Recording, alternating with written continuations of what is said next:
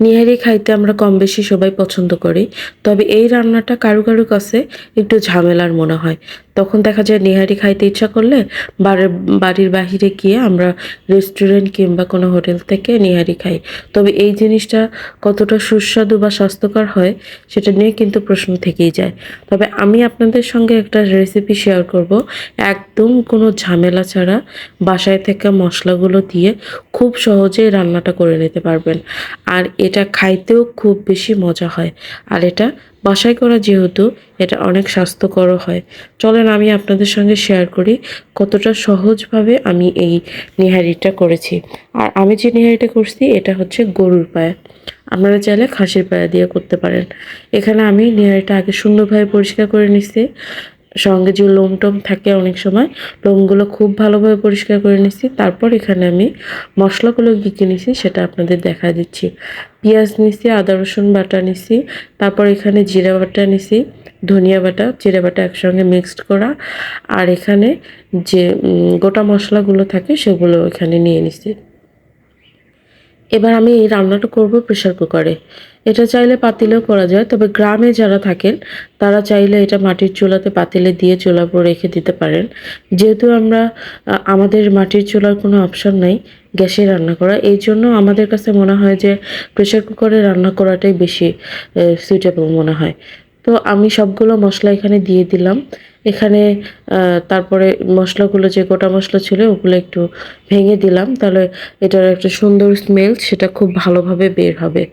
তারপর যা যা লাগে লবণ, হলুদ, সাধারণত মাংসে আমরা যে মশলাগুলো দিই সব কিছু দিয়ে এটা খুব ভালোভাবে একটু মাখায় নিতে হবে। এখানে একটু ঝালের পরিমাণ আমরা বেশি দিচ্ছি, এটা আপনাদের পছন্দ মতো আপনারা দিবেন।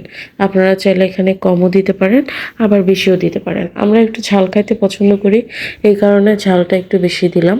আর আরেকটা জিনিস আমরা এখানে ব্যবহার করছি সেটা হচ্ছে সরিষার তেল। আপনারা চাইলে কিন্তু সয়াবিন তেলও ব্যবহার করতে পারেন। তবে আমাদের কাছে কেন জানি মনে হয় যে নিহারিটা সরিষার তেলে রান্না করলে বেশি মজা হয়।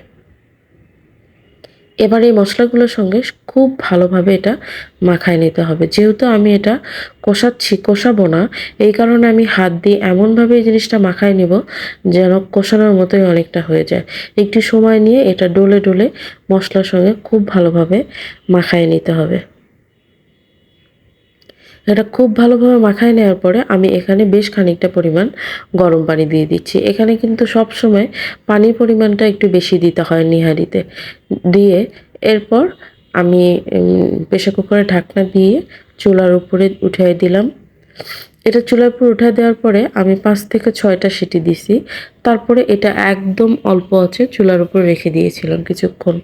তাহলে ভিতরের যে ক্যালসিয়ামগুলো থাকে সেগুলো সুন্দরভাবে বের হয়ে আসে। এরপর দেখেন আমার কিন্তু পানিটা খুব বেশি কমে নাই, কিন্তু আমার ইয়েটা কিন্তু সিদ্ধ হয়ে গেছে, পায়াটা কিন্তু সিদ্ধ হয়ে গেছে। প্রেসার কুকারে যেহেতু জাল করা একটু সমস্যা হয়, আমি এটাকে নামিয়ে নিয়ে জাল করে নিচ্ছি।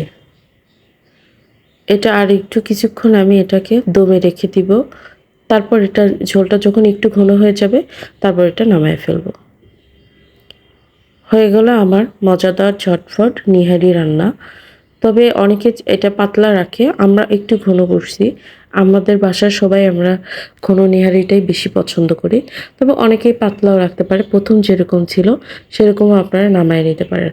তবে ঘনটা কেন জানি আমাদের কাছে পরোটা বা নান দিয়ে খাইতে খুব বেশি ভালো লাগে।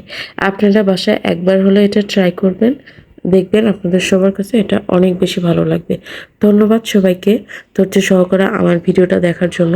আর আমার ভিডিওটা যদি আপনাদের ভালো লাগে থাকে অবশ্যই প্লিজ একটা লাইক দিবেন, কমেন্ট করবেন, আর চ্যানেলটা সাবস্ক্রাইব করতে অবশ্যই ভুলবেন না।